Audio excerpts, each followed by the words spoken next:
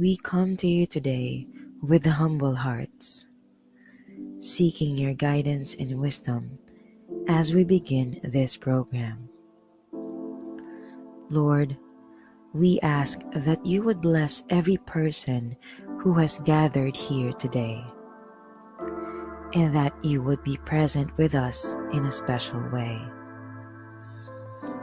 We pray that this program would be a time of learning, growth, and fellowship for all of us.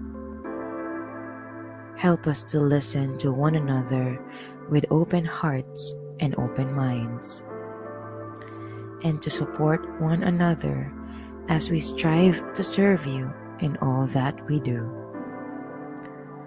Please give us the strength and the courage to follow your will and to use the gifts and talents you have given us to make a positive difference in the world. We pray all of this in your holy name. Amen.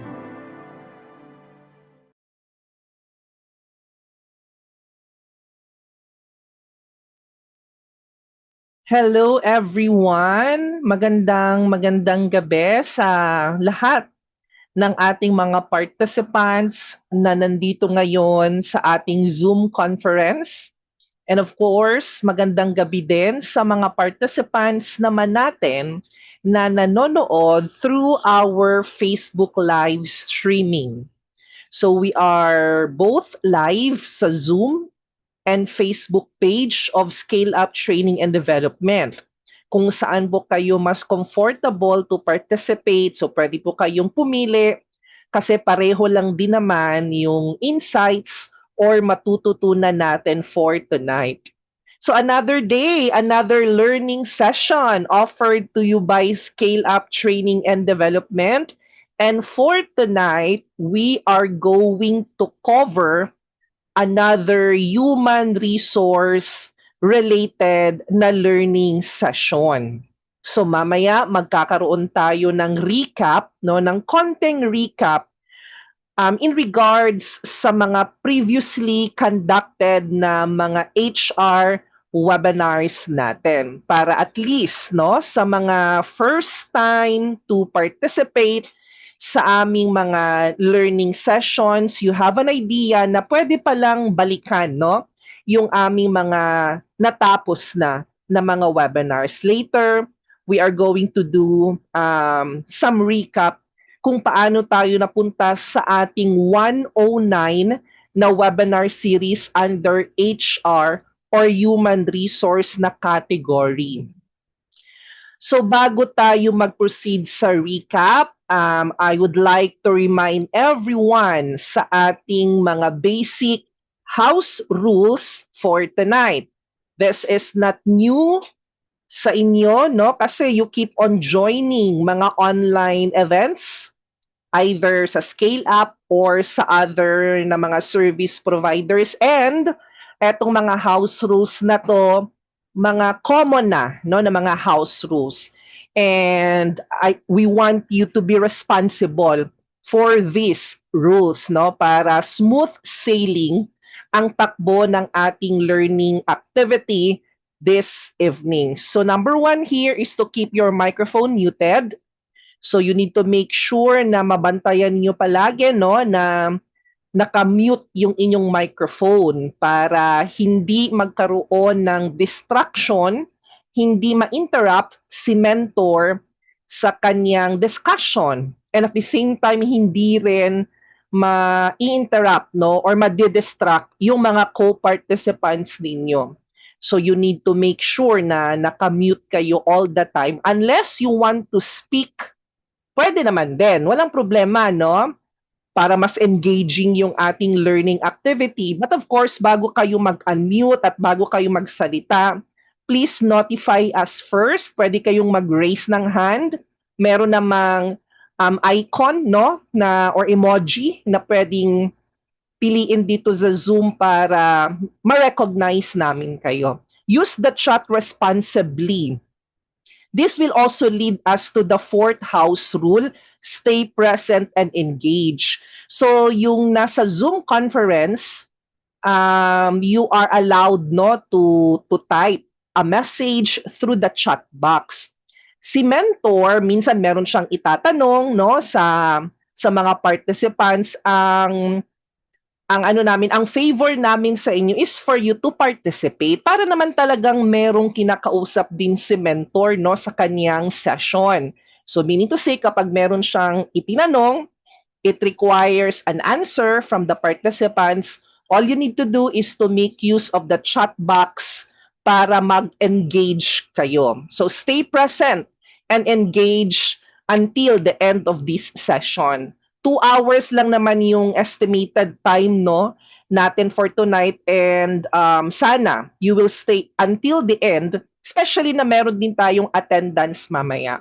Respect the speaker and participants. And if possible, kung comfortable lang din naman kayo, you can keep your camera on para somehow merong nakikita no si mentor na parang kausap niya rin no ng face to face. Okay? So I hope you will be responsible to follow these basic and common na mga house rules. So eto yung ating recap sa ating mga previously conducted na mga HR-related webinars. So yung ngayong gabi, this is the 109 na series.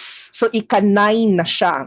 So since we are doing this one once a month, so meaning to say, 9 months ago, when we started the 101, no? So medyo ganun na katagal yung pag-o-offer natin ng HR topics with the same mentor na i-introduce ko sa inyo later on. Kaya si Scale Up is very honored na every time we are inviting our mentor for tonight to talk another HR discussion, nagsisay yes talaga siya always, no?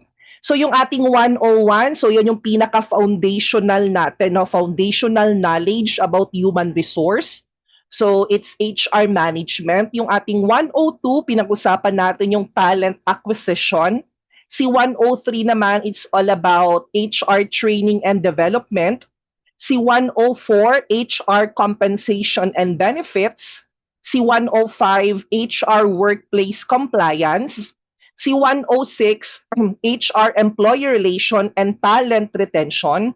So kumbaga parang ito yung pinaka-base, no? Or kumbaga parang part 1 ng magiging discussion natin tonight. Si 107 is all about HR policies and procedures. Si 108 naman, which is yung katatapos lang last month, is all about wellness, safety, and health. At yung ngayong gabi, 109 is all about employee loyalty and human capital retention. So if you want to review the previously conducted HR webinars, si 101 hanggang 108, available ang mga recorded sessions na yan sa aming YouTube channel. You can actually search via YouTube, Scale Up Training and Development lang din. So the same with our Facebook page name, yun din yung aming YouTube channel name. So you can always access yung mga learning materials na nandoon and watch on your free time. So kumbaga ano na siya, self-paced na learning session. So hindi mo na kailangan ng access for you to watch those recorded sessions. Kaya anytime, kung gusto mong maka-learn ng specific topic, just visit our YouTube channel. And if in case lang na you need a certificate for that, you can always visit the link na visible sa ating screen, tapos mag-request na lang kayo dyan. So you can actually save that, screenshot ninyo, picture ninyo para ma-save na ninyo ang URL kung saan kayo pwedeng mag-request after watching the recorded session. So ngayong gabi, our 109, it's all about employee loyalty and human capital retention. And our guide question for this webinar goes something like this, no? How to cultivate a productive work environment through effective strategies in terms of employee loyalty and talent retention.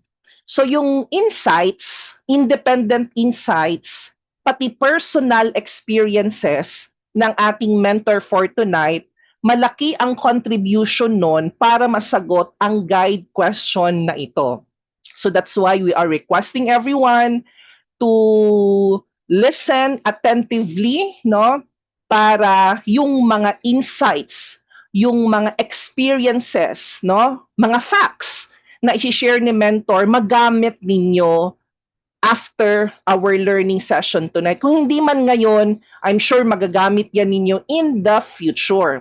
Kasi kung hindi man kayo magiging entrepreneur someday, for sure magiging empleyado kayo.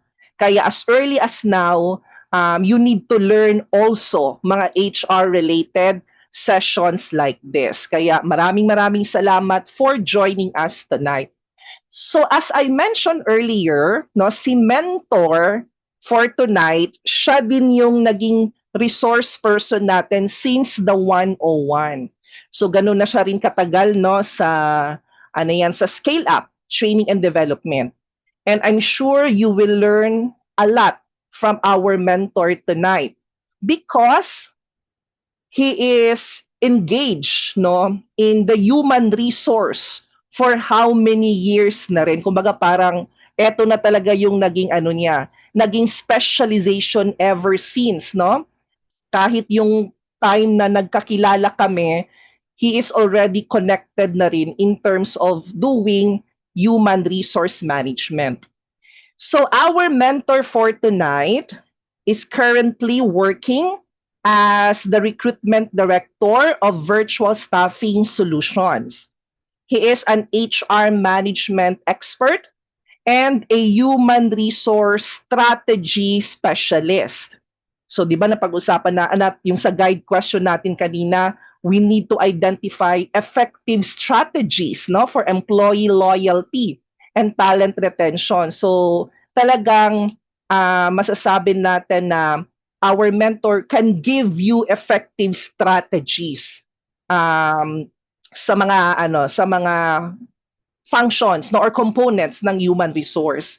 Ang iilan sa kanyang mga professional certifications, he is a certified paralegal professional, certified by the University of the Philippines. He is also a certified human resource professional, certified by the International Federation of Professional Managers here in the Philippines. And he worked before no, as the special projects director of the ICT Council of Davao City, kung saan dito nga na-build yung aming relationship. Okay, so without further ado, please help me welcome our mentor, our source person for tonight, si Mentor Kael. Hello, Mentor. Good evening. Hi, Pipes. Can you Ayan, guys hear me? hello. Yes, clear na clear. Okay, so So, yeah. go on. No, okay, thanks, Pipes. Just to start, usually the session naman, I would like to know, like, who are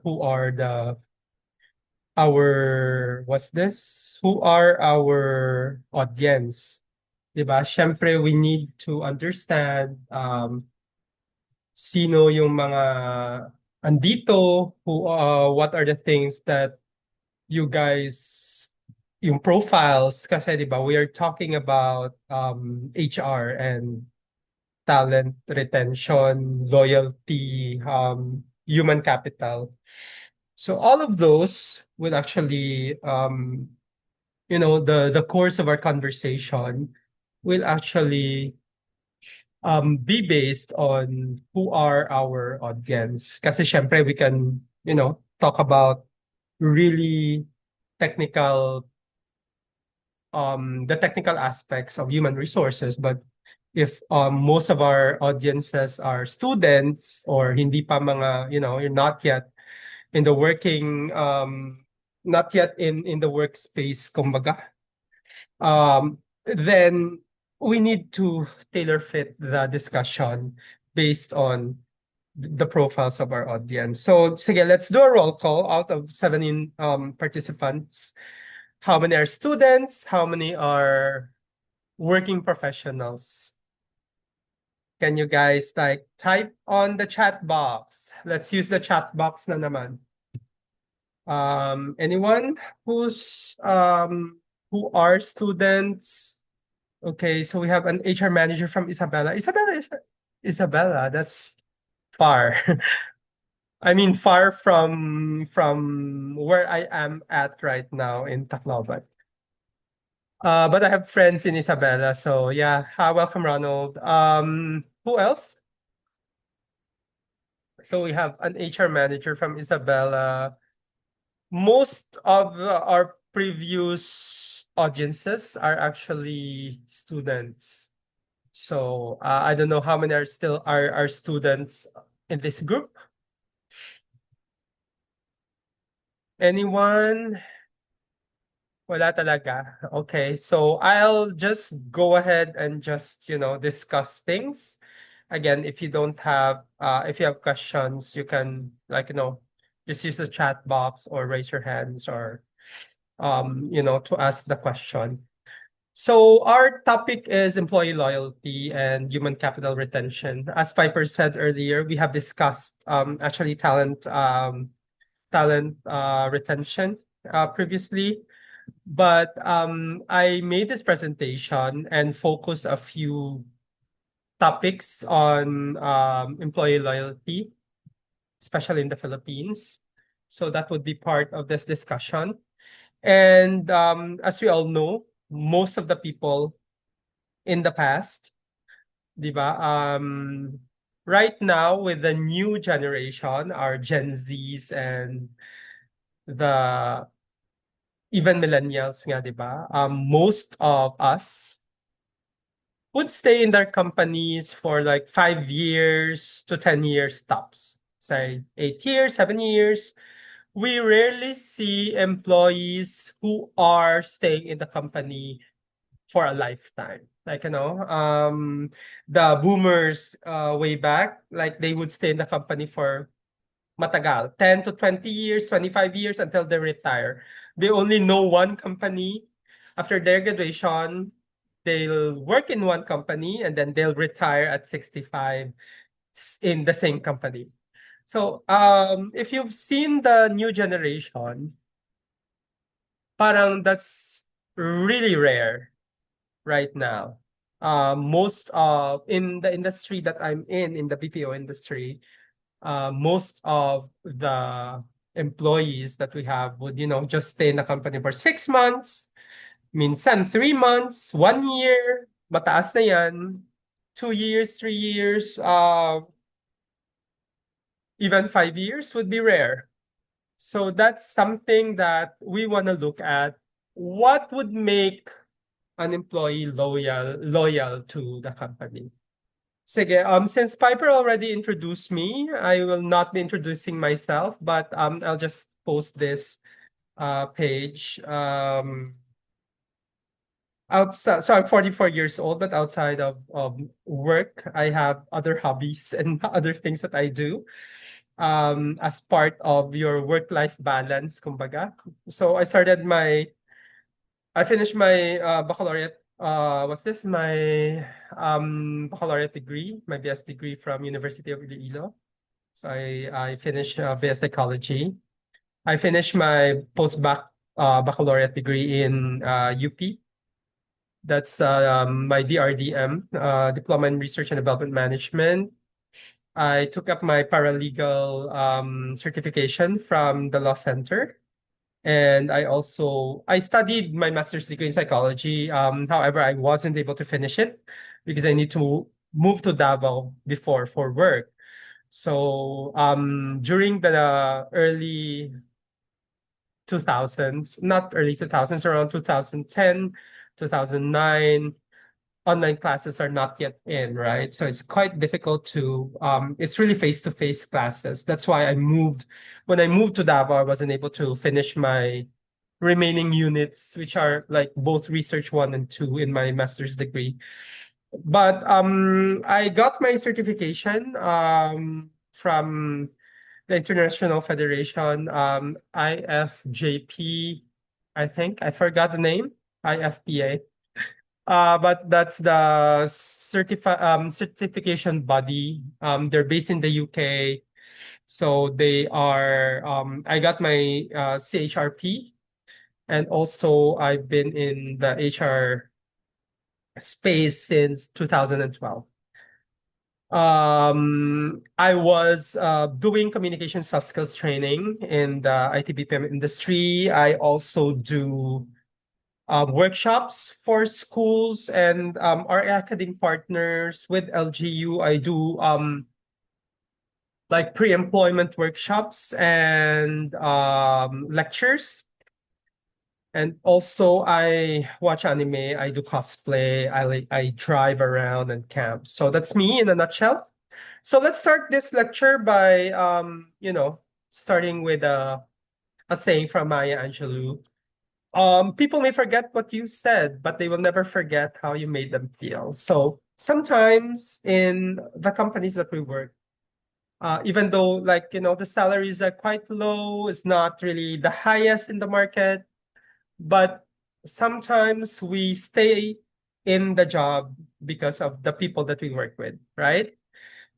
As they say often, you don't quit your job, you quit your boss, or you quit the people that you work with. And that's very evident in the Philippines naman. We always see politika sa office, politics in the office, workplace stress, or even toxic environment. And that's always the reason why people leave. So what are the foundations? I think we have discussed this in the past, mostly in the Philippine workforce context. So the Philippine human resource management environment, it's usually a unique blend of culture, our legal framework, digital transformation, shaping workforce dynamics, especially in the advent of AI. AI is here. And if you've noticed, I don't know if Ronald, I don't know your line of business or the business that you are in as an HR manager, but in the context of the IT BPM industry, for example, there were a lot of jobs that were removed because of AI, right? So we have tested a few AI programs which um, you know who can do more in such a short time. For example, in the IT BPM, in the BPO space right now, we have AI that does all of quality testing. They listen to the calls. The AI would listen to the calls, would give findings, you just program what are the things that they need to find, and they will do that for you. Even in the context of recruitment, for example, we have AI that's doing interviews. So, when you talk to them, I've tested 3, I think, or 4, and they would really sound like humans, but sometimes they cannot really grasp the answer, especially if the interviewee or the applicant is having a hard time in explaining or expressing themselves in English. Sometimes it would just go to a default question and they would not do a follow-up. So those are the things that we see. And these digital transformation really affects the dynamics in the office, right? So that's one. Employee relations focus. So employee relations emphasize fairness, open communication, and respect for labor rights under the labor code to foster trust. Talent retention strategies, of course, focuses on competitive pay, professional growth, flexibility, and values-driven culture to meet millennial and Gen Z expectation as we are moving to the 2030s, let's say. the workforce culture is also slowly shifting. Most of the employees I have, or the team members that I have, probably 70% of them are born after the year 2000. Or, yeah, after the year 2000. So it's really rare to see people in the industry, especially in the entry level and mid level employee profiles that are from the 1980s or 70s. So most of these people that are from the 70s or 80s are actually holding positions already. So these are your executives, members of the leadership team, those people with experience in the market, but would also, bring some conflict sometimes at work because they are very traditional. So they would think differently compared to the Gen Zs, for example. And the millennials, of course, are in the middle. So that's something as an HR practitioner, you need to balance that out on how to make sure that your company can manage, or you as HR can manage cross-generational um, profiles or employees. And also workforce mobility impact. So what's the growing local and overseas opportunities, increased Filipino worker mobility, highlighting the need for strong retention strategies, especially in the introduction of majority of the work at home setup, freelancing, and in the post-COVID era, where we discovered that working at home or working from home is really a possibility and not just impossible. So it opened up a lot of opportunities for everyone to really be global, even though you are located in the Philippines. So that's something that we could, discuss. And by the way, as Piper said earlier, if you have questions, I would appreciate that you guys ask questions about the topic, because you can't put everything on the slide. So I would appreciate if somebody would ask questions, and we can add additional, add not additional pa, but we can add other topics that would stem from the questions that you are asking. So there. Anyway, so let's proceed to the next slide that we have. So this is just a quick overview of the Labor Code of the Philippines. Again, the Labor Code is a very thick book. And it is a topic on its own. Even in the College of Law, di ba? You study the labor code, labor law.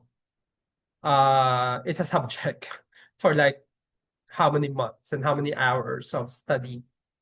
So this is just an overview of what it is really. So it defines employment categories and govern labor relations and employee welfare in the Philippines. Of course, the labor code, as they said, in the Philippines is really pro-employee.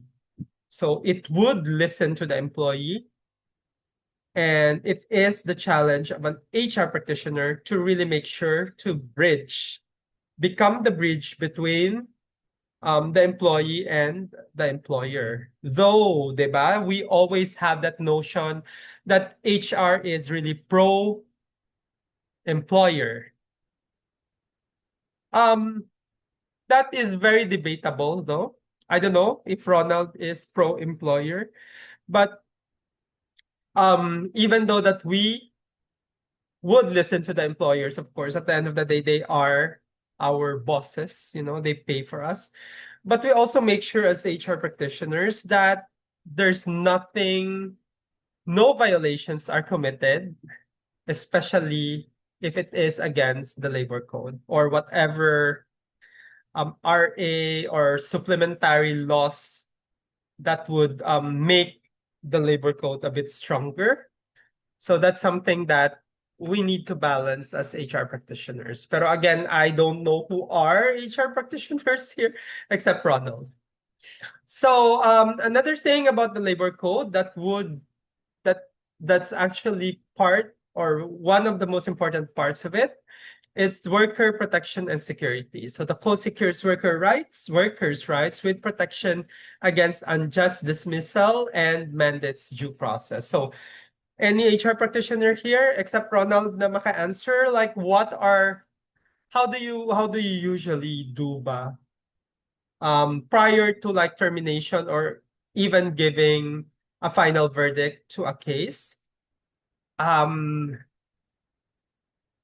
How many kumbaga how many notices dapat the employee should receive before we can finalize any verdict? Anyone na maka-answer? Anyone who can answer will get a heart daw from Piper. So how many notices are needed or necessary before we do? Oh, nag-answer na si Ronald, di ba? Ronald is an HR manager. It's not actually, it's not usually. We need to.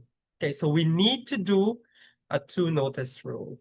So the first one should be it could be an NTE, an ER, an IR, and then after the employee answers, we send them another notice for like a hearing, for example.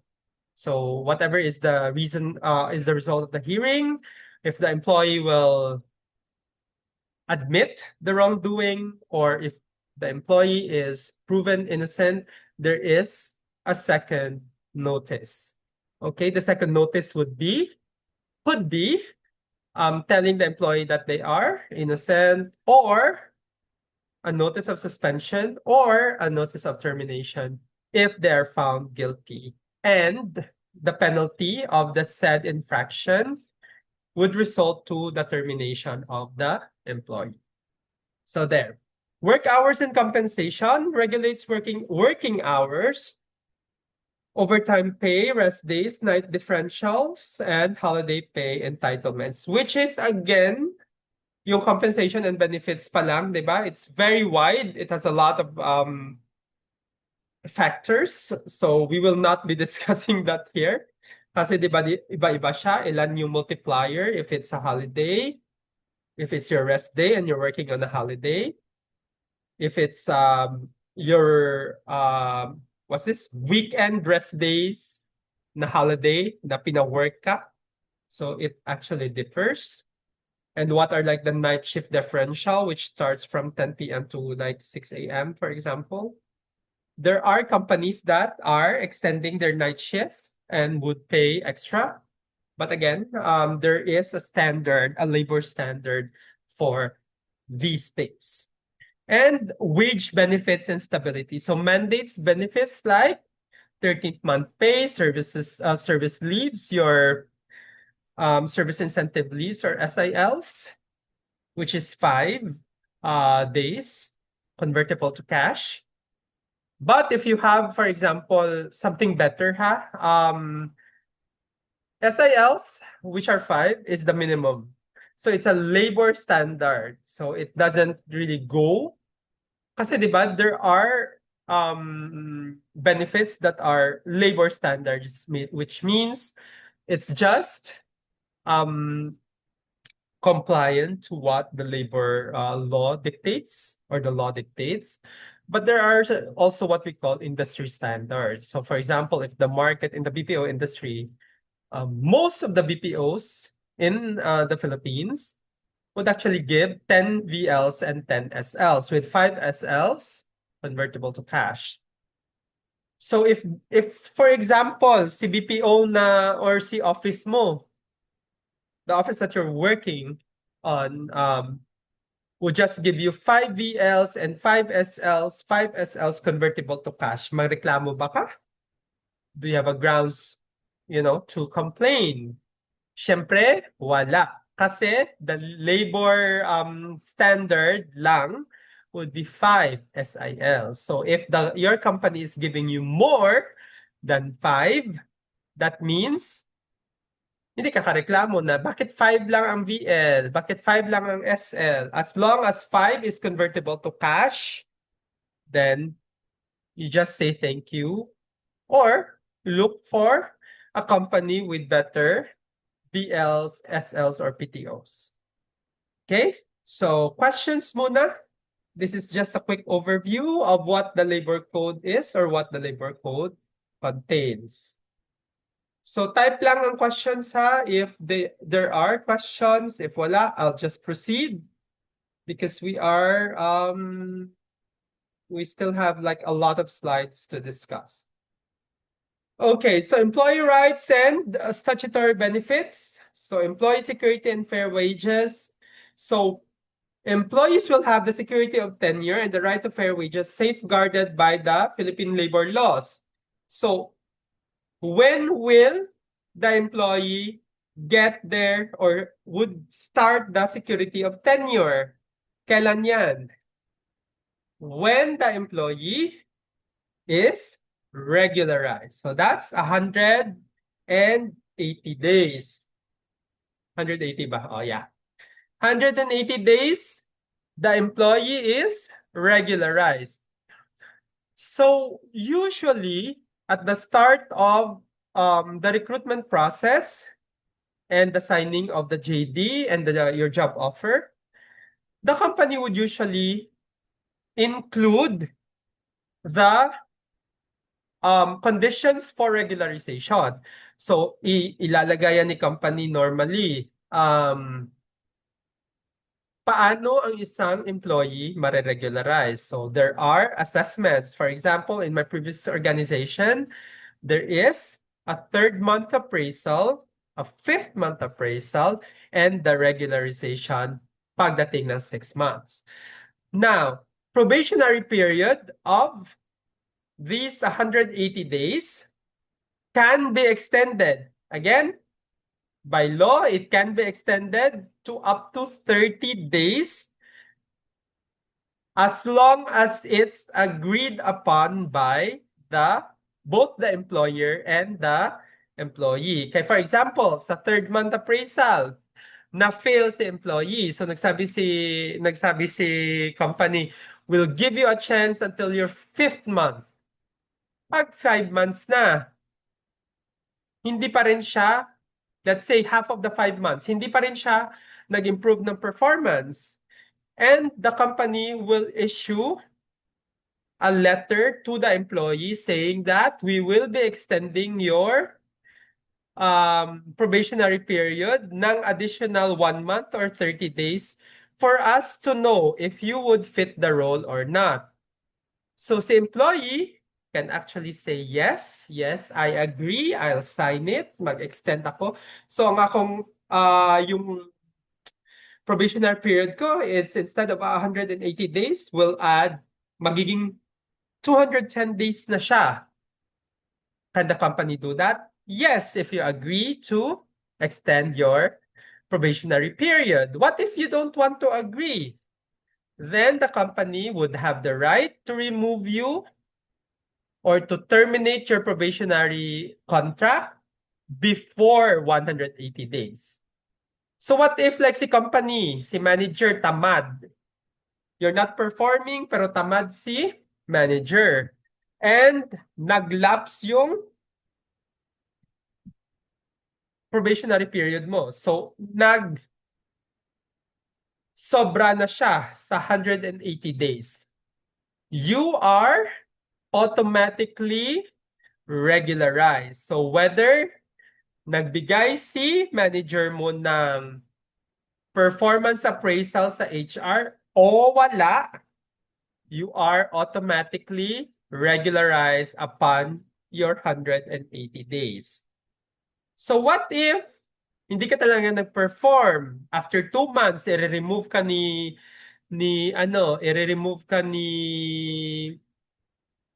manager sa trabaho. May habol ba? If you are in a probationary period,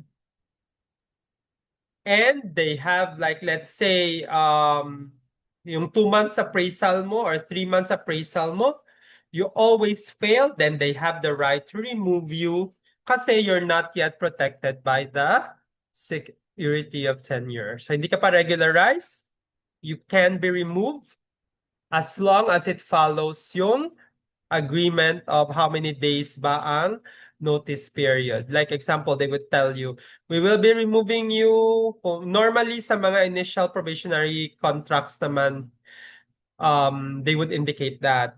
Or for example, nag-start ka na ng work. Nag-medical ka na, pre-employment medical examination. Then, nagtrabaho ka na sa office for 30 days, 2 months, let's say 30 days lang. And then it was discovered, for example, sa background check, some background checks would take time. Sa background checks that you fail, will the company have the right to terminate you or remove you from employment? Yes.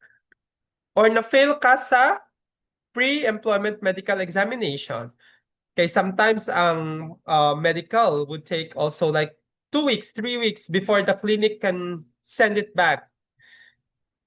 If the company discovers that you are not fit to work, then they can remove you from your work since you are already since you're just probationary employee. Pero dapat documented din siya, of course, na sample yan. Kasi normally sa job offer or even sa contract, it's stated that part of the requirements would be the physical exam. So if you fail the physical exam or you fail the background check, then it can be grounds for the removal of the employee. So, yun.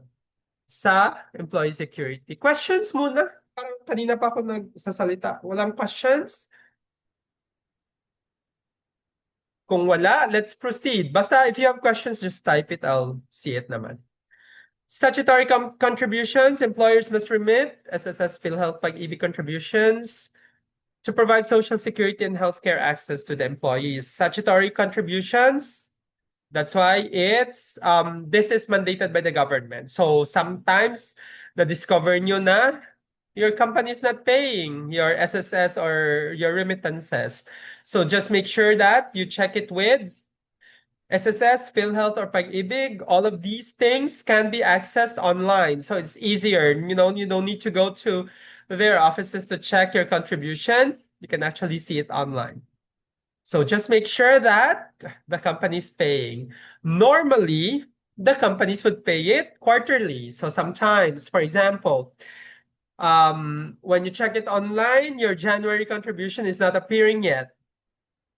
Not normally, sometimes companies would process it every 3 months. So, like pagka April, you need to check if pumasok yung January, February, March mo. But just keep an eye on it just to make sure that the company is paying your statutory contributions. Mandatory benefits, of course, your 13-month pay, service incentive leaves after 1 year of employment, unless the company has something better than the SILs. And working hours and leave. Working hours are capped at 8 per day with rest days, overtime pay, and holiday compensation rules are enforced. Okay?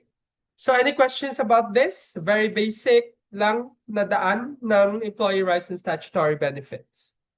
Anyone? Kung wala, I will proceed. Okay. So this is where the first part of the topic about employee loyalty, especially in the Philippine setup, diba? I have an aunt in Iloilo. She worked in like one hardware from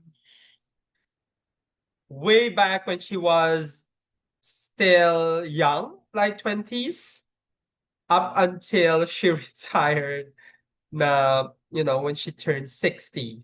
So imagine how long that is. And she's really, really loyal Some of the companies in the Philippines, they give loyalty awards to some employees because they've stayed in the company for more than 30 years.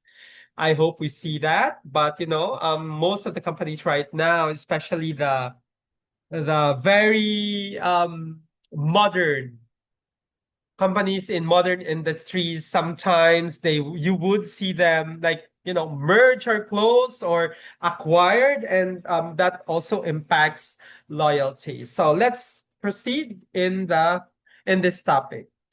So employee loyalty in the Philippines is shaped by cultural values like pakikipagkapwa, or shared identity, and bayanihan, which is community spirit. So to foster it, companies must combine respect for relationships with modern practices such as fair compensation, career growth, recognition, and work-life balance. So as I've said earlier, most people actually stay in the company because of the people that they work with, or they just love the people that they work with.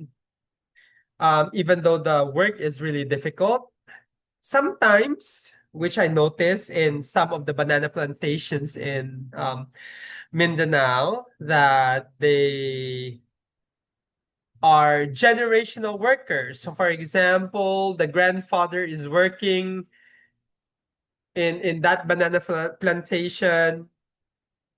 The grandfather has the parents also work in that banana plantation, the children work in the banana plantation, and the kids, the kid great grandchildren also work in the banana plantation.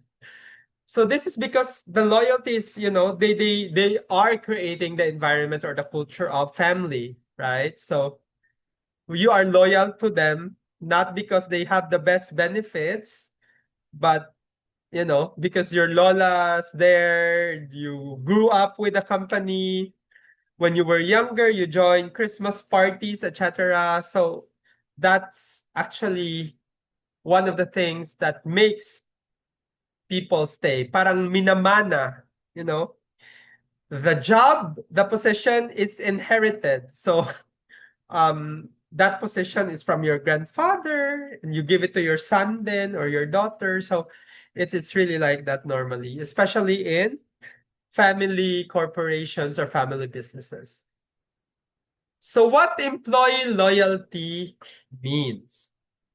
So by definition, it is the commitment of workers to stay with and support their company, often going beyond contractual obligations. So it reflects trust, dedication, and alignment with organizational goals.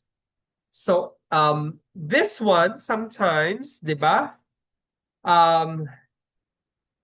Again, sometimes this type of loyalty is also a double-edged knife, because sometimes it does more harm than good, because if you are too loyal to the company, or sometimes too loyal to your boss, even if they did something wrong, you will not mind it because you are loyal. So, or sometimes, di ba, yung mga boss sometimes, na mga not toxic, mga corrupt boss would ask their employees to like do something for them, even if it's against the company rules.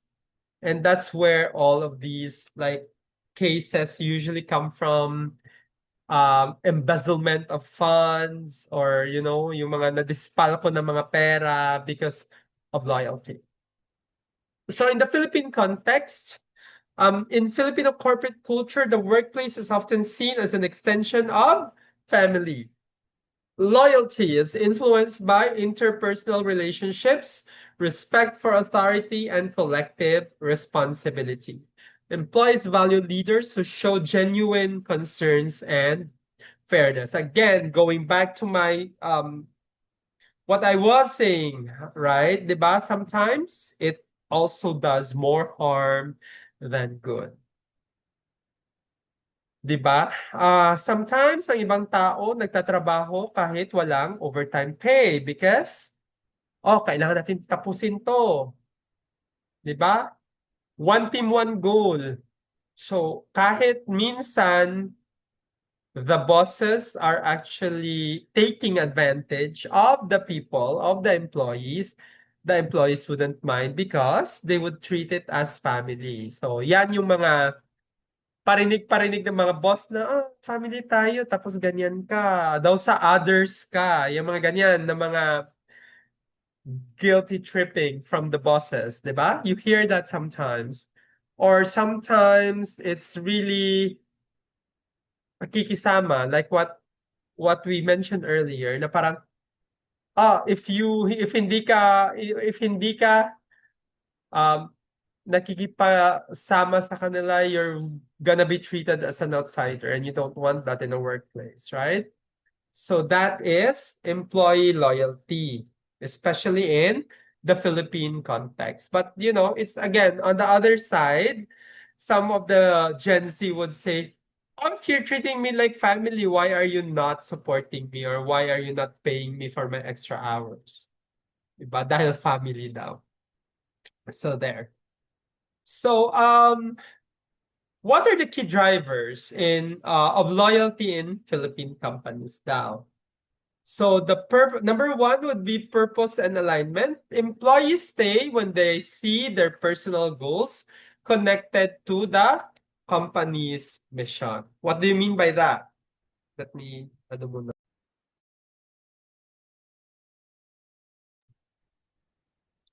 So what does that mean? So the employees would stay in a company if they see ang mga goals nila, what are they are aspiring for in life, is connected to the mission of the company. So, di ba? Some people would say you're so selfish because you only do what's this? You do personal things. But yes, di ba, we work to achieve personal goals. And for me as an HR practitioner, for me it's really just okay, di ba? If your work or the company doesn't fit your goals, then I wouldn't take it against my employees if they leave. If you don't see your value in the company, then, feel free to grow elsewhere. You might not grow here anymore. It's something we don't want, but we cannot stop them naman. Number two would be recognition and fairness. So frequent, sincere recognition and transparent promotion policies build trust. But who experienced that, here in the Philippine setup, diba? Sometimes, kung sino yung malapit sa sandok would get the promotion. Yung mga, what do they call that? Sip-sip? Yan. They get the promotion. Are they qualified? Of course not. So recognition and promotions should be very transparent. What would be the basis of the promotion? Okay, why are you choosing employee A over employee B? Okay, so they should be rated based on their what? Their KPI. Are they hitting their targets? How about their behavioral, their attitude towards work? Behavior and attitude are very subjective. So that should not be the overall basis of the promotion. It should be defined how many percent is qualitative, and how many percent is your quantitative part of the score. So you score them, you stack rank them. Who's on the top? Diba? Who's the second? Then you need to communicate to them the reason why they are promoted or why they are not promoted, and you should be transparent and have the data to back your decision. So yan, number one yan. Peer-to-peer recognition programs are especially effective. In my previous organization, then, we nominate people who embodies the embody values of the company. So for example, the value of integrity. So it's voted, you nominate people for that value, and if they are selected, then they will be awarded to be the values champion of that specific company value. So the third that we have is career growth opportunities. So ano ang bakit or what are when you say drivers, what are the reason why people are loyal in companies? So training, mentorship, and clear career paths or pathing encourage long-term commitment. So there are companies na very clear yung path. Okay, so level 1 is this. Your level 2, after you become like an intermediate developer, for example, then you go as a senior. Then after that, if you want to go to a management position, then you become a team lead. There's a senior team leader, a manager, associate manager, a manager, a senior manager, a director, etc. If you want to just work, you don't have the desire to become a people manager or a leader, then you could be an individual contributor. So you could be like a junior, an intermediate, a senior, a specialist, etc., an expert. So it goes that vertical as well. So depende na siya sa'yo how you see yourself in the company in like a couple of years, after 5 years. If you want to handle a team, then you go to the managerial path. And there are also training given to those people who chose to be in that managerial path. If they want to be individual contributors, there are also trainings that are given, for you to equip the person to become really good, employees. So Filipino employees also value continuous learning and internal mobility. So when you say continuous learning, they should be exposed to training, not just internally, but also external, and also internal mobility. So in one of the strategies that we put in our organization before, because of course, some people when they come in, yan na lang yung trabaho for like the next 3, 4, 5 years, the same stuff.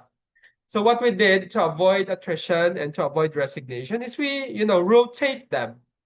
So for now, you'll be handling this project. Next, after 3 months, 4 months, 5 months, you handle another project, different challenge, different specialization. So it drives the employee to study. And we also do coaching and ask them what are the projects that would interest you the most, for example. Another thing that drives loyalty in the Philippines would be your work-life balance. Of course, flexible schedules, hybrid setups, wellness benefits to reduce burnout. Burnout, to be honest, is one of the worst things that could happen. Like, you're dragging yourself to go to work, just kahit pagod, go to work pa rin because you have bills to pay, etc. So it's something that is not a good feeling. I could say that. So right now, though there are still companies that are not so flexible when it comes to schedules, but some companies would agree on a hybrid setup. Some companies would be in my previous company. We are very flexible because we believe one of the company's motto, if you could say that, is it's really more of ano siya, it's results driven, if you can say that. We don't care where you work as long as you can deliver it on time that you have promised, or you have the deadline before the deadline. So we were okay if you work at home, if you work in the office, that's fine, as long as you deliver it on time. In the Philippines, family obligations are strong, so balance is critical, di ba? Sa Pinas,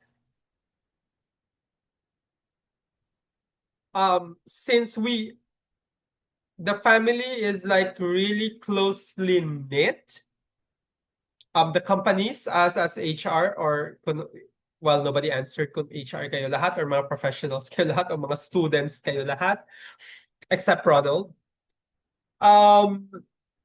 Family obligation is, or the family is very close-knit. So, kahit namatay yung tita ng tita mo, people would still file for bereavement, for example, which is hindi man allowed. Normally, bereavement is like up until first degree of consanguinity or first degree of association. So, pwede na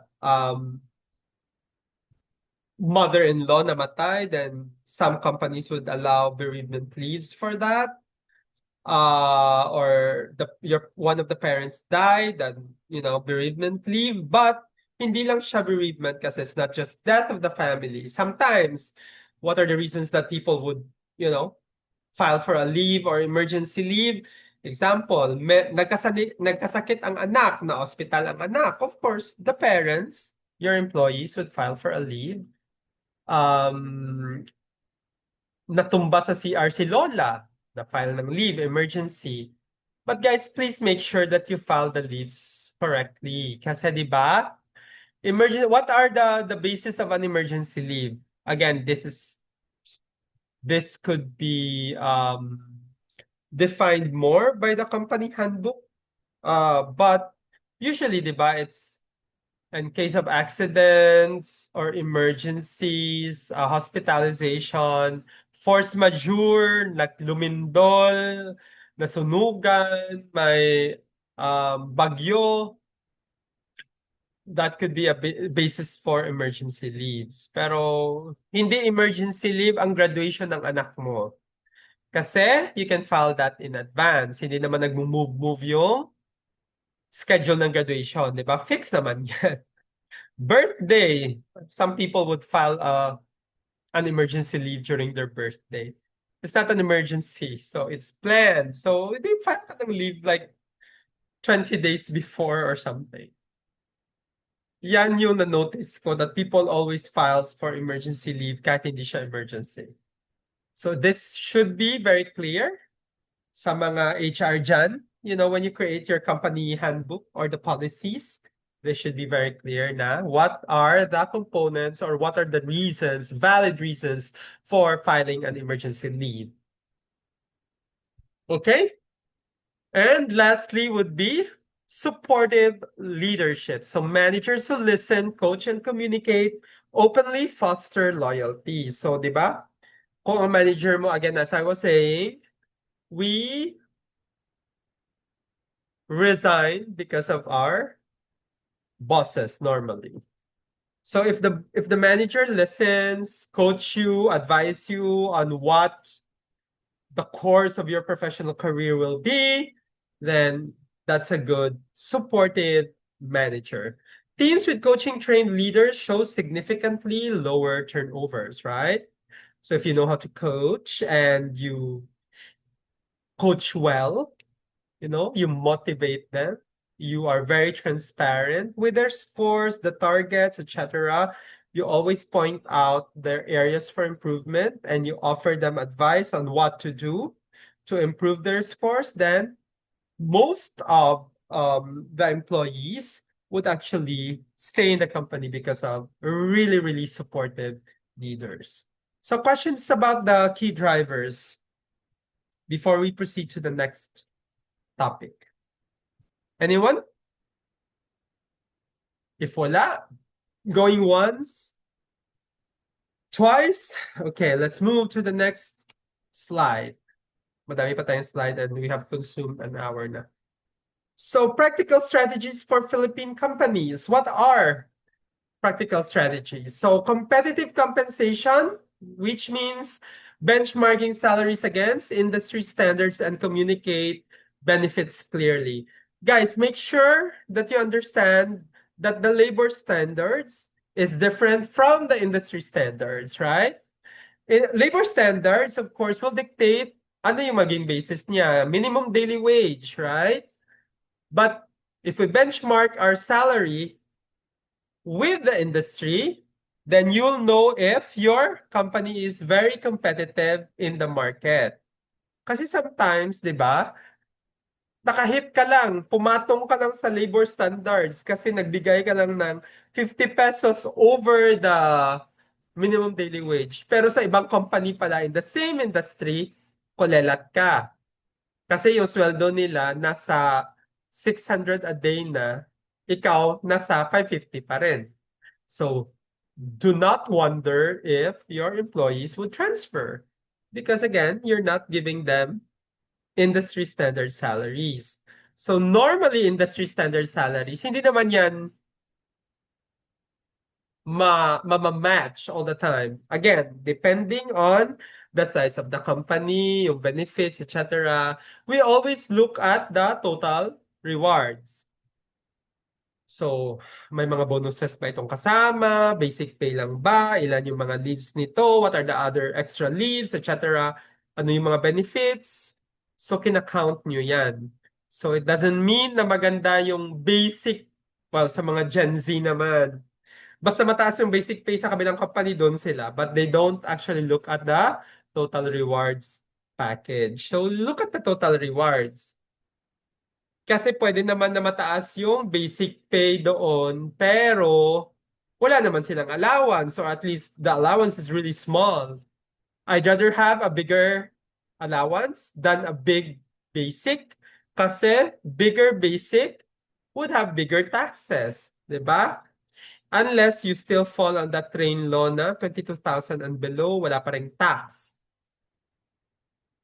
You know naman that tayo yung nagsusupport ng mga ayuda na yan, right? So, the middle class, the tax-paying citizens are always paying really big. Ang mga tax natin, who's working here pala? How big are your taxes? Diba? Some people, ang mga tax, Diyos ko Lord. The largest tax I paid in like 1 month ba?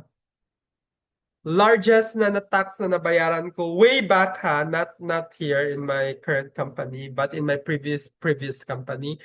So your again, the taxation has a different computation, etc.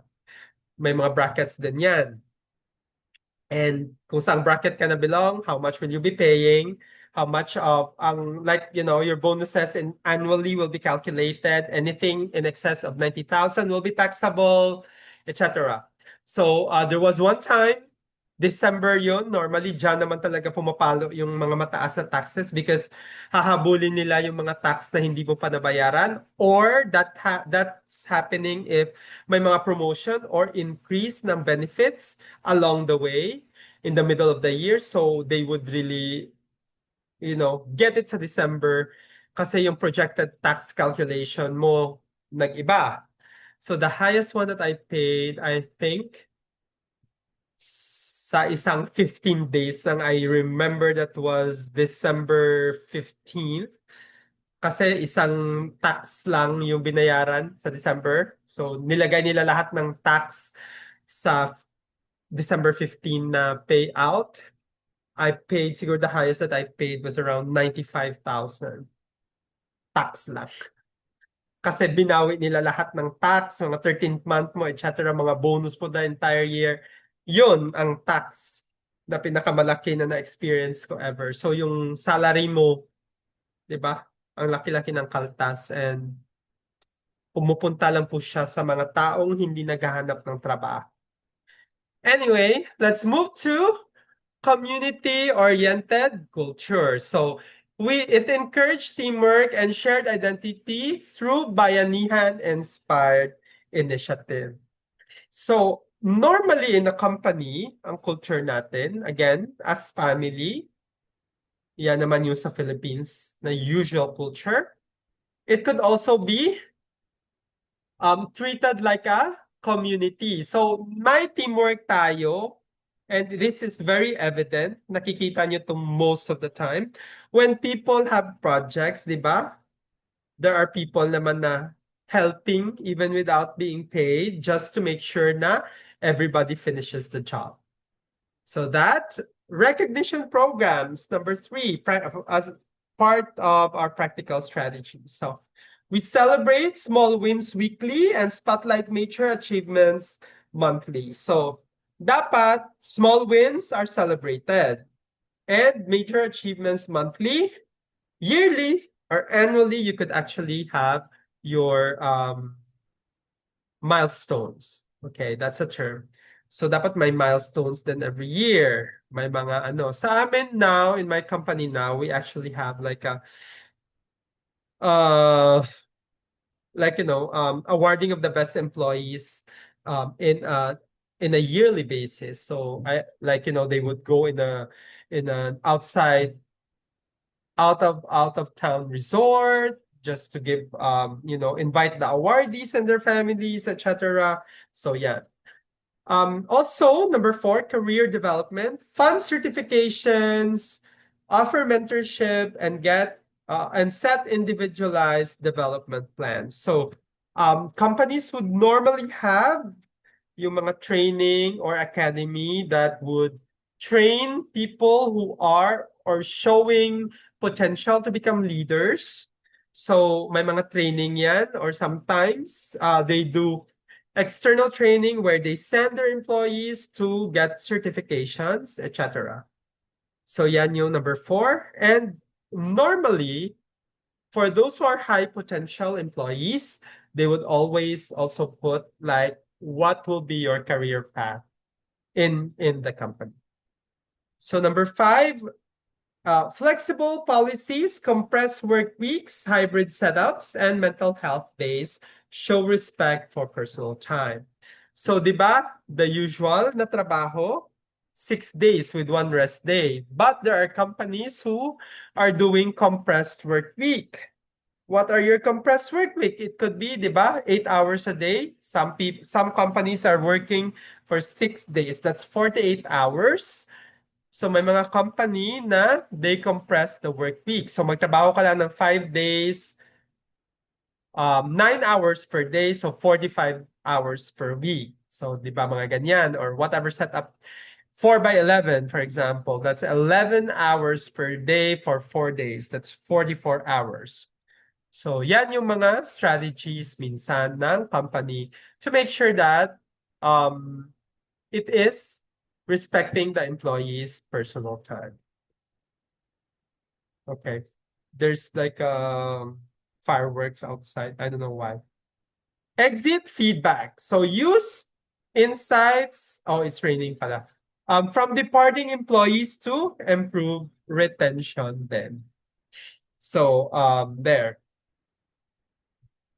Usually in companies, especially sa HR, di ba, we collect exit interviews kasi we need to get the feedback of the employees exiting the company and use that feedback to make sure that we improve what are the missing missing pieces sa company natin.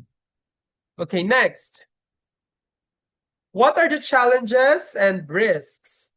Okay, so in the Philippines, again, since our discussion of employee loyalty is based on the Philippine setting, many Filipino workers leave for higher paying jobs abroad or even yung mga work at home setup, di ba?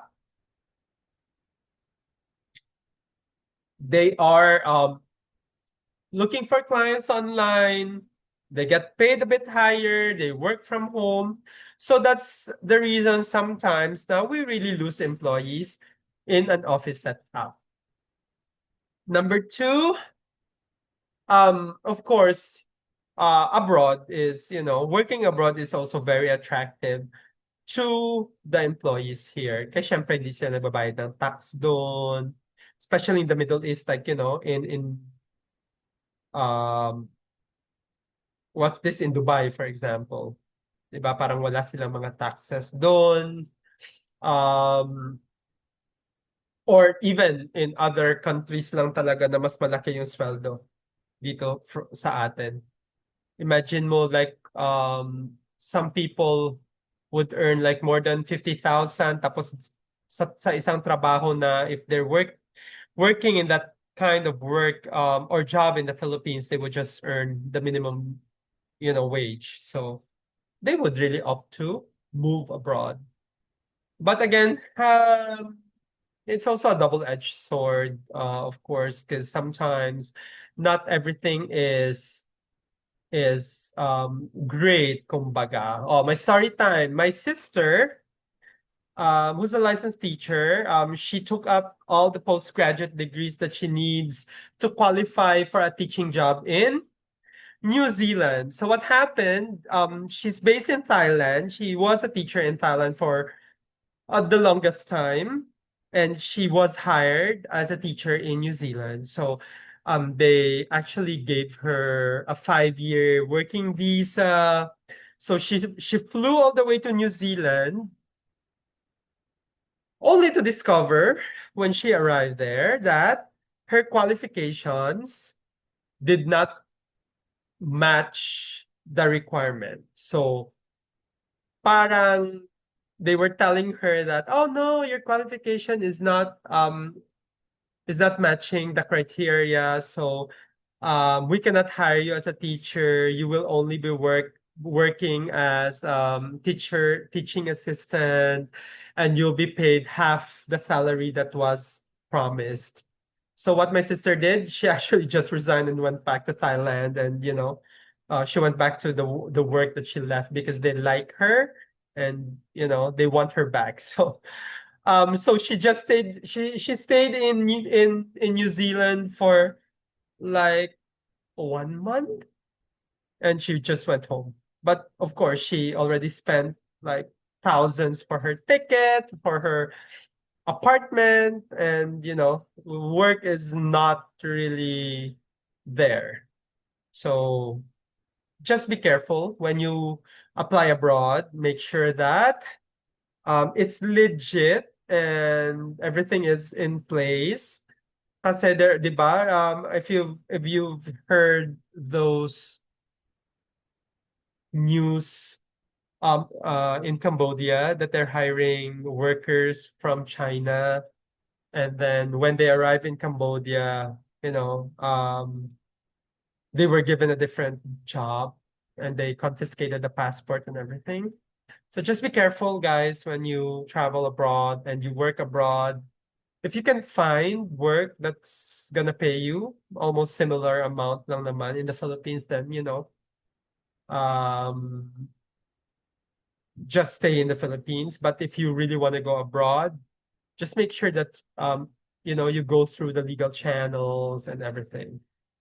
Okay, number two, one-off engagement campaigns. Loyalty requires sustained effort and not just annual events. Diba? Hindi lang Christmas party, yun lang. So, um, efforts should be done on a monthly, daily, weekly basis and not just pinapakita ng leadership or ng owners ng company. Isa lang once a year appreciation. So, it's not a one-off. And perk overload. Random perks without purpose feel hollow. Benefits must align with employee needs. So, when we started the company way back in my previous organization, we actually did a survey. So, if you're working in HR, it's nice to have that survey done annually, so you'll know like what are the benefits that the employees would want to have. Pwede ba? Nag-change ito. Some people would have wellness allowance, because they want to go to the gym, or they want Zumba in the office, etc. So you need to really cater to these needs of the employee. And hindi lang na, okay, magpapapizza ako every Friday. Okay, does that align to, food is nice, but, if it does not align with the need of the employee and what they wanted to have at work, then it feels like forced. Parang wala lang, pinapakain mo lang sila para hindi magreklamo. So there, those are your challenges and risks. Let's proceed to the comparison table, traditional versus modern loyalty drivers in the Philippines. So traditional drivers usually are respect for authority, family-like workplace, collective responsibility, and bayanihan or community spirit. Diba? That's very old school, if you can say that. That people would treat workers as family, na kahit wala nang paid for it, and they're not paying you properly, okay lang kasi pamilya. And collective responsibility, that's also one of a very traditional driver. Like, when people would feel responsible of things that are not their responsibility just because they're part of the team. So it actually diminishes the ownership. And di ba dapat may ownership ka? If you're given a task, then you own it, then you should be responsible for it. So hindi siya responsibility ng ibang tao. It's your responsibility. And also bayanihan. Like, some people, igi-guilt trip ng mga tao na uuwi siya ng early because he finished his job early. Ay, hindi na lang siya uuwi ng early kasi may mga tao pa sa office na nagtatrabaho dahil hindi nila natapos yung trabaho nila on time. So, that's usually also negative in a sense.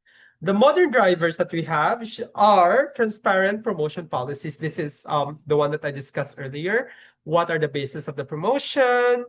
Ano yung breakdown? How many percents qualitative and quantitative should be backed by data. So that's one of the drivers. Hindi lang na-promote siya because close siya sa manager. Flexible work arrangement, another driver for loyalty. If the company is offering flexible work, then that's a good thing. Career development programs, of course. If the career path is very clear to the employees, that also would drive loyalty, and recognition systems and coaching leadership. So very different sila talaga. If you look at the columns, the traditional drivers are, very emotional centered, if you can say that. Diba? It plays on the emotion of the people dahil close kayo, you need to stay kasi hindi pa sila natapos. Dahil close kayo, or sometimes dahil ang coworker mo anak ng isang manager or director from the other department, they have power. So those things. And in the modern era, or modern companies, it should not be like that. Okay. Let's proceed to conflict resolution. Again, this is part of aside from the loyalty side, and also to retain our employees. So understanding common sources of conflict. Miscommunication is the first one, of course. Differences in understanding and interpretation can lead to misunderstandings and conflict. So again, misinterpret an email, or at least iba yung pandinig niya sa sinasabi, that could actually cause misunderstanding. Competing goals, diba? If they have the same goal and targets, minsan nag-aaway-away, especially if it's like it has money involved or projects. Personality clashes happening all the time. Some people are really different when they work, and sometimes hindi siya mag-fit sa own picture mo of how things should be done, then there will be clashes. This could also be generational, diba? Kasi iba-iba naman yung mga like Gen Zs, etc. They have different types of of perception and outlook on how things are done. Role ambiguity, of course, if there's like an overlapping responsibility, even with team members, that's the reason why roles should not be ambiguous. It should be very transparent and very precise. What's the role and task and targets of employee A versus the role, the task, and the targets of employee B. So, and sometimes if it's overlapping, people will not even work on it because they will think that it should be done by employee B. And si employee B, akala niya hindi niya din ginawa kasi akala niya trabaho din ni employee A. So to avoid this, you need to be very transparent. Resource allocation, of course.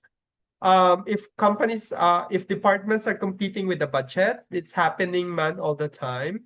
Like, bakit mas mataas ang budget ni marketing compared sa kay recruitment, for example, or HR? So that's also gonna be a cause of the problem.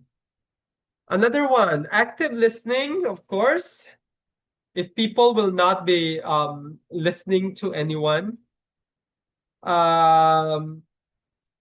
mediation, we need to utilize third party to make sure that conflicts are handled well. Collaborative problem solving as well. Kailangan when we discuss issues and challenges, it should be done by the entire team to think about the solution for the specific problem. Also, clear communication to emphasize the importance of clear and respectful communication throughout the conflict resolution process. And also very important, and this is mandated by law na din, there's a Republic Act under DOLE that is just focused on conflict resolution. So internal conflict resolution not outside na NLRC, etc. Internal conflict resolution. May mga training yan, even with DOLE, they have training to make sure that there is a committee that handles it. So yun, parang grievance committee siya. So there, let's proceed to the next one. What are the communication channels daw na dapat present sa workplace to make sure that conflicts and misunderstandings are avoided? So regular team meetings, when we say regular, how often is regular? Normally sa organization ko now, it's really compartmentalized. There are meetings with the entire team. Like with the entire recruitment team, we have a meeting. There's a meeting with our sister departments like compensation, benefits, HR operations, recruitment, marketing.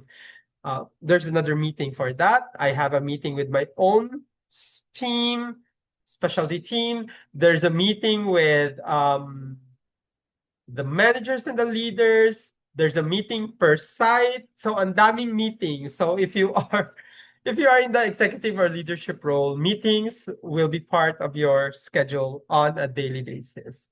Open door policies for managers. I usually do this. I encourage my employees to just talk to me if they have problems. Hindi na yung, or sit through channels pa. They can just walk to my office and then just talk to me or ping me if they want to have a private conversation.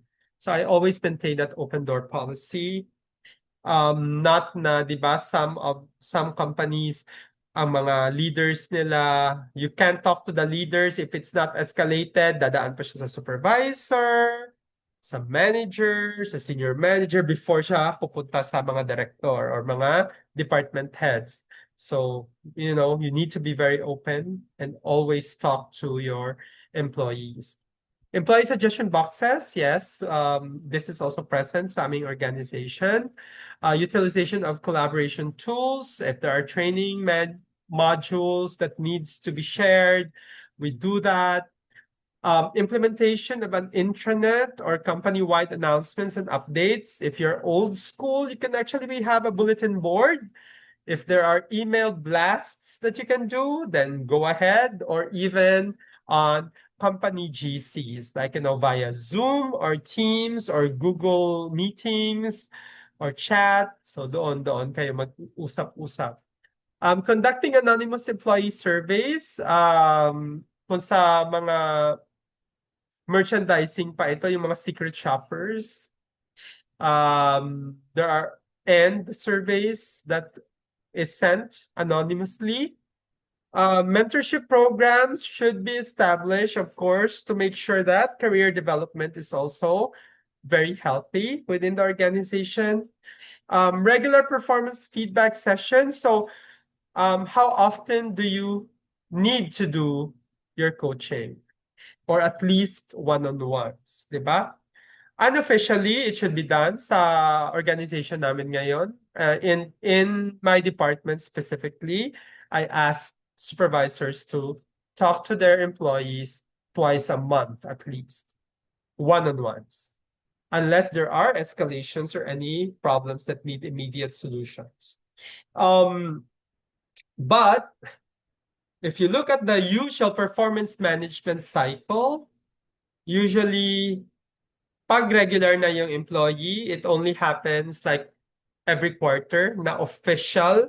When I say official, it's really put into writing, sent to HR, filed under 201. So there's usually four. So first quarter would be a coaching and the setting of the goals, which will be checked on the mid-year assessment, like sixth month. After that, we'll review the performance. Pag meron pa silang hindi na hit on their targets that they themselves set, then we will have another coaching session on Q3, which we will discuss what are the things that they have accomplished so far and what are the things that they lack. And then it will culminate during the annual performance review, which happens usually at the end of the year. And this is where we will review the targets, results over versus the targets that we set. So yan lang siya ang performance cycle. But unofficially, there should be a coaching session and a performance feedback happening at least twice in a month. Okay? Iba na din yan if they are under PIP, di ba, or performance improvement plan, because you need to create a roadmap. You have coaching sessions on a weekly basis, and then there's always a checkpoint after 5 days, or during the end of the week. You set the goals at the start of the week. You visit it Wednesday, midweek, to check if what's the progress, then end of the week. Because your PIP or your performance improvement plan is usually done if the employee is not really performing for like the past 3 months. Okay, so that's a different thing. And you could discuss the performance management cycle in a different setup, not in this discussion. Encouraging cross-departmental communication and collaboration, which is good. In our current organization, we actually have what we call missions, kingdom goals, because my company is a faith-based company. So there is usually a cross-departmental collaboration, especially if we're doing the goals, the kingdom goals or the mission goals of the company. And lastly, of course, hosting town hall meetings or forums for open discussion. So in my current company, we are also doing that. There are HR discussions, usually on a bi-monthly schedule. There's a town hall done every month or at least every quarter if everyone's busy. But there should be an avenue for people to discuss things. Kasi pag wala yan, then people would not have any outlet to air their concerns, and they would feel that the company is not really, doesn't really want to take care of them. So that's a different thing. Okay. Wala pa rin questions sa chat room, so I will proceed. Okay, so let's move to the next slide. Employee engagement and satisfaction. Sorry. So exploring methods to enhance employee engagement and satisfaction. Again, guys, remember that part of the loyalty is recognition. Kanina, diba? It was part of the four things that we discussed. What are the drivers? So recognition and appreciation programs. We need to implement regular recognition and appreciation programs to acknowledge employees' hard work, achievements, and contribution. This can include praise from managers, even a pat on the back, awards, bonuses, and other incentives to show that we value their contribution. Also, opportunities for growth and development. Of course, we provide employees with opportunities for learning, growth, and advancement within the organization. So could be training program, both internal and external, mentorship or shadowing opportunities, career development plans, what's the next quarter gonna look like for the employee, the next year, and support for further education or certifications, empowering employees to enhance their skills and progress in their careers. So in my previous organization, uh, excuse me, we actually budgeted like, say, parang 10,000 per employee per year just for training. So they are given like a budget on whatever they want to use it. Basta training specific lang.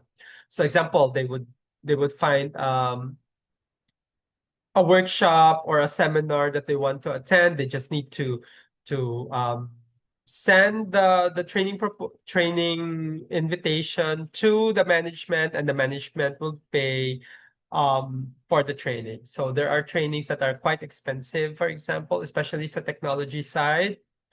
Um, CHRP is also that my CHRP, that's also very expensive. Parang I paid 18,000 for it. Kasi it's like a 3-month training with assessment. So that's it. Talent retention in the Philippine workplace. So understanding Gen Z and millennial workforce dynamics. So workplace expectations, Gen Z and millennials seek meaningful work, supportive leadership, and flexible working conditions. So again, siguro if Piper's listening, we could probably do like, cross-generational topics na naman next time. Like, you compare boomers, but this is like really for HR. Pero kung may mga students na gusto mag-attend, pwede naman, like, you could actually like at least see what type of behavior or workplace behavior involved when you deal with Gen Zs or different generations sa workplace. Kasi that's very important. Kasi for example, different generations react to things at work differently.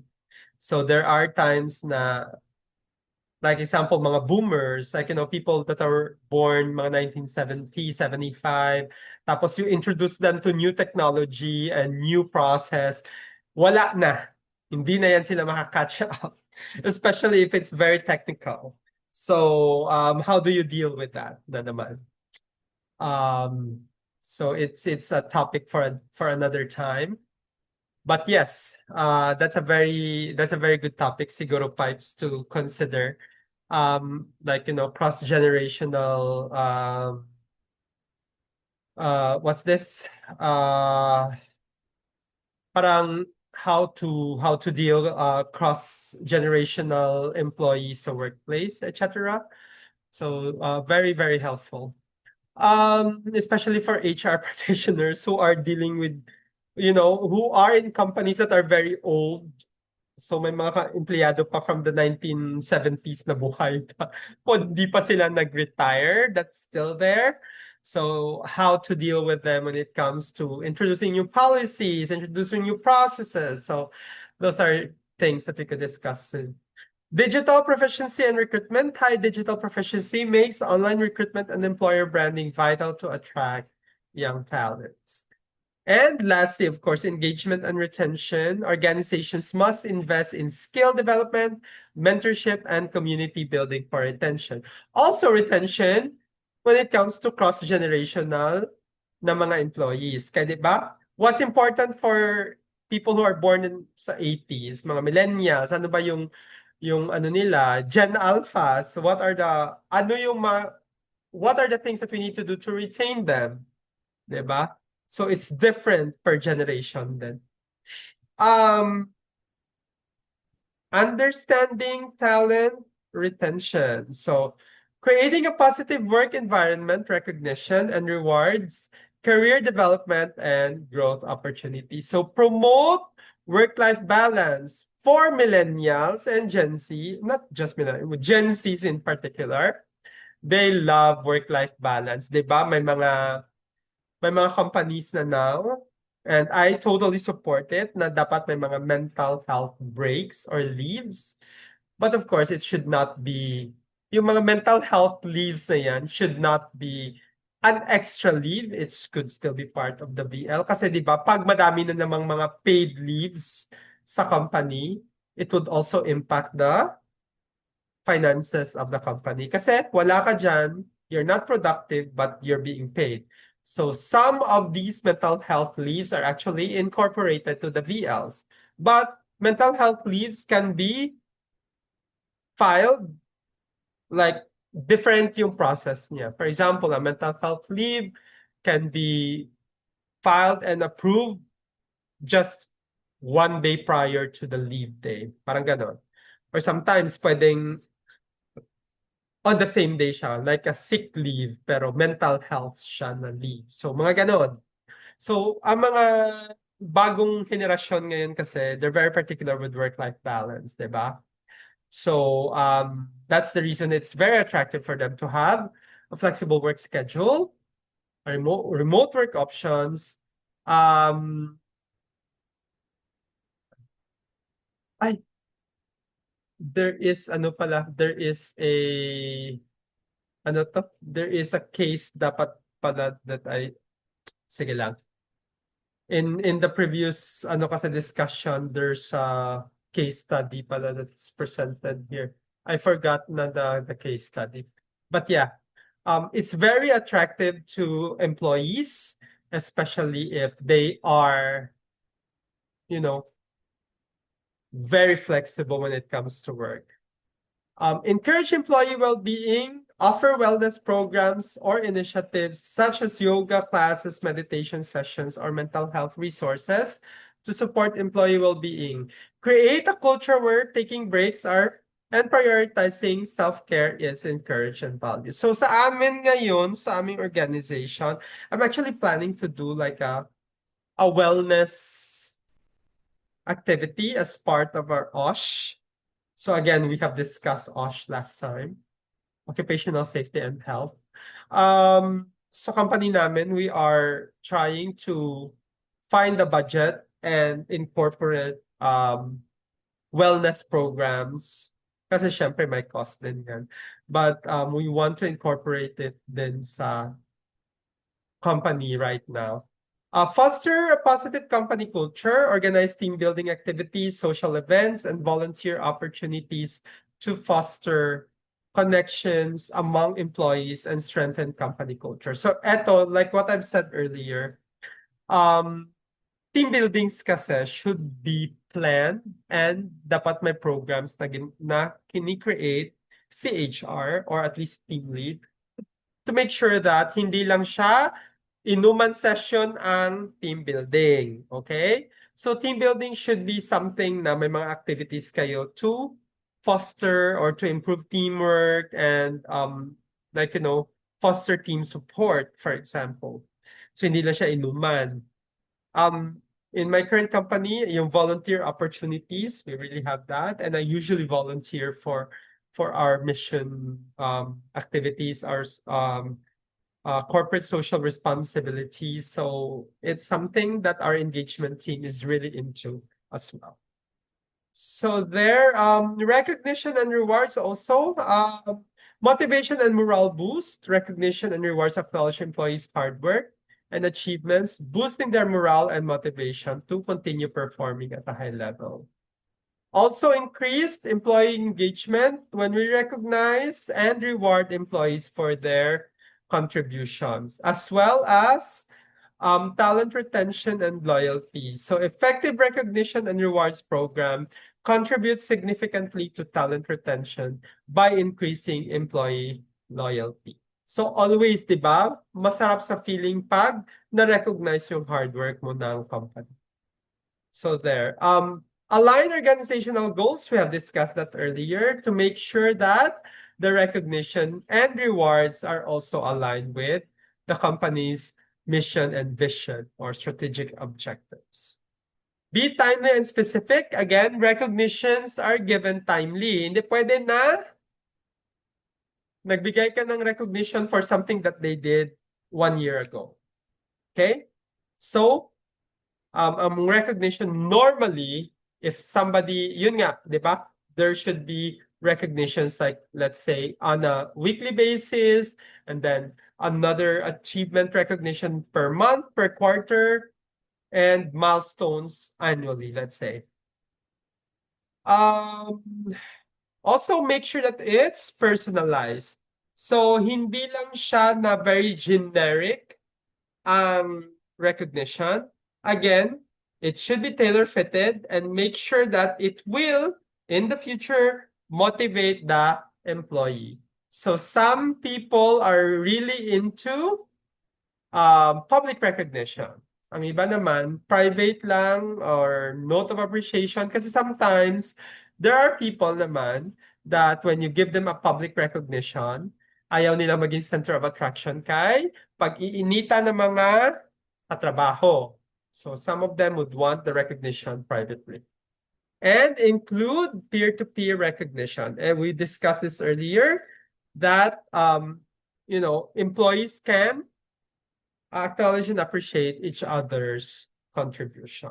So hindi lang siya dapat from the top level, it could be at the same level na recognition. Okay. 8, offer a variety of rewards. So hindi lang siya pera like bonuses. Well, most of us would love a bonus, right? But it could also be non-monetary rewards such as extra time off, professional development opportunities, or special privileges. So, for example, in our company, since sa akin, for example, and some of the managers and team leads, because we are exempt employees, we don't really have rest day overtimes already. So, for example, nung may trabaho, kasi family day, so we are preparing for the sports fest. We did the sports fest, so it's like 2 months of working every week. And so what happened? Since I'm not eligible for what's this? For overtime, wala na akong overtime. What our head, actually our CHRO, they gave us we call it CRD or change rest day. So, since kailangan ako nandun during the sports fest and the family day, they gave me like 5 days of paid off, kumbaga extra paid. So I'm gonna use that by June to July na travel. Measure and evaluate effectiveness. So regularly measure and evaluate the effectiveness of your recognition. We always have naman engagement surveys. So for example, there are scheduled engagement activities. For example, for May, by June, there will be a survey sent out to measure the efficiency and the effectiveness of the engagement activity last May, for example. So there's always a check and balance because you cannot just enforce or do engagement na hindi na siya effective kasi people don't find it very effective na pala. So you should check, or the HR should check if the activities that we are doing is still engaging and it's still effective. So I think may dalawa pa ata. 10 minutes to go. Career development plays a crucial or a critical role in retaining top talents by fostering growth opportunities, increasing job satisfaction and engagement, reducing turnover rates, and building a stronger talent pipeline. So these are the career development initiatives that organizations can actually put in place. So training and development program, promotions, job rotation. Ito yung sabi ko kanina, you cross-skill people, you reassign them in the same department but a different task, for example, para hindi sila ma-burnout. And also mentorship and coaching. Usually you pair the newbies with the more experienced employees. So the newbies can learn from the tenured employee, and also the tenured employee would learn leadership on how to manage the newbies. And stretch assignments and special projects. So again, special projects are really long naman. If you can see, as Piper said earlier, that I was a special projects director of ICT Davao since 2013, I think. 2017. Basta. It's kinda mga 7 years na din siguro. So, feedback and performance reviews, as I've said earlier, there should be a timely feedback and performance review mechanism built in sa company nyo to make sure that people would know the status of their employment and how they work. Kailangan nilang malaman yan. We need to give them the feedback of their performance as well. And what are the things that they need to improve on? What are the things that they're doing well? What are the things that should be continued? What are the things that should be changed, etc. Okay, I think that's it. I thought wala na tong, but yeah. Questions? We have 9 minutes, and I know that Piper has some announcements pa. Questions, guys, before I turn it over to Pipes? Wala namang may nag-type, no? But, yeah, okay. Piper, I think I will end this here na lang. So again, train people well enough so they can leave, but treat them well enough so they don't want to. So that's a quote from Richard Branson. I think Richard Branson is the CEO and founder of the Virgin Group of companies. So Virgin Airlines, Virgin Records, madami yan siyang, he's a billionaire, so there. Pipes, I think that's it. I'm ending this presentation.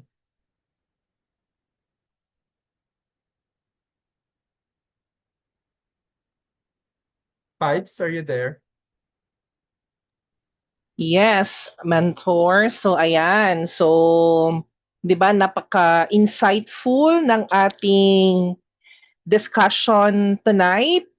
Kaya maraming salamat to our mentor for sharing your insights, pati na rin of course no yung personal experiences mo pagdating sa employee relationships, employee loyalty, no, as well as retention. So, we are now on the point wherein nakikita naman ninyo obviously sa ating screen yung pagkuha natin ng attendance, no, sa mga participants natin tonight. So, pwede ninyong mascan ang QR code na nakikita ninyo sa inyong screen. At the same time, I am also going to chat it here sa ating chat box if in case lang na yung iba kasi nagkakaroon ng problems sa pag-scan ng QR code or yung ibang mga participants kasi they are using their laptops, their personal computers, kaya mas madali sa kanila to visit a link, no? Kaya ayan, nasa chat box na rin. Kaya kahit saan sa dalawa, you can, depende kung saan kayo comfortable. And then while you are doing the attendance, you can still put your questions here, no? If in case meron kayong gustong itanong, meron kayong gustong i-clarify, the chat box is still open for your questions. And then while we are waiting, magbibigay na ako ng final instructions para sa ating mga participants. Okay? So, first is yung attendance, and I already gave an instruction for that. And then second is for your certificate. We cannot process it tonight kasi nga Sunday ngayon. Originally kasi, etong webinar na to was scheduled yesterday, no? Saturday, but we move it to another date, which is today. Tapos, actually kahit yesterday siya kinandak, Sunday din kasi ngayon, so walang magpa-process din ng certificate. So that's why tomorrow na ang pag-process ng inyong certificate. Hintayin nyo na lang na dumating yan sa email address na ginamit nyo sa pag-register. Okay, so expect it na darating sa inyong mga inboxes during our office hours. It's 1 p.m. until 10 o'clock ng gabi. So yan yung aming office hours, not the regular 8 to 5. Kasi nga yung webinars kasi namin lahat scheduled 6 p.m. to 8 p.m. So that's why we need to adjust no yung aming office hours. So 1 p.m. to 10 p.m. So yan, mai-email namin sa inyo tomorrow ang inyong certificate of participation. Kasama sa marireceive ninyong email, no, yung certificate na ka-attach doon is the link for the evaluation. We are encouraging you na mag-fill up nung evaluation form, no, yung evaluation mismo nakalagay yan sa email na ipapadala namin in order for us to identify kung saan pa kami pwede pa mag-improve, no? Doon din sa evaluation form na yun malalaman namin kung ano pa ang gusto ninyong topic, no? Or topics na pwede naming mai-offer in the future. So pwede kayo doong mag-suggest and then kung competent naman si Scale Up na i-offer, then we can create a schedule for that. So that's why again, we are encouraging you to fill up the evaluation form. Pangalan ko or pangalan ng ating resource person. But anyway, the name of our resource person for tonight, makikita nyo naman yung pangalan niya no, sa mga posters din na, ano yan, na na-post namin sa Facebook page. But if you are asking for my name, so itatype ko na lang dito, baka kailangan niya for narrative, reporting, parang ganyan ba, no? So, Piper Rambuanga. Okay, so pili ka na lang dyan kung saan yung name na gusto mong malaman. Okay, so evaluation form, yan. So kasama doon sa email namin tomorrow. So wala naman tayong mga other questions or clarifications. So it's time for me to once again say our gratitude, no? Sa lahat ng mga nag-invest ng kanilang Sunday evening para sa Scale Up Training and Development. If you are interested, meron pa tayong 2 naiiwan na webinars for the month of May this coming Wednesday. It's under our administrative na category. It's all about task organization and workforce management. And then business development naman sa 30, which is all about AI for smart business development. So if you are interested to learn more about us, we are also encouraging you to follow us on our social media accounts. Pare-pareho lang din naman yung pangalan ng mga accounts na yon. It is Scale Up Training and Development. So with that, maraming salamat again. Keep safe always. You can have your rest after this webinar, but you can still be productive for the rest of the evening. But don't forget to rest, no? As much as possible in preparation for the first day of the work week tomorrow, Monday. So maraming salamat again and see you on our next webinar. Mentor Kael, maraming salamat for your time. Always remember, we are your scale-up partner. Bye, everyone. Goodbye, Thank you, guys. Kael. Bye, guys. Thanks. Bye.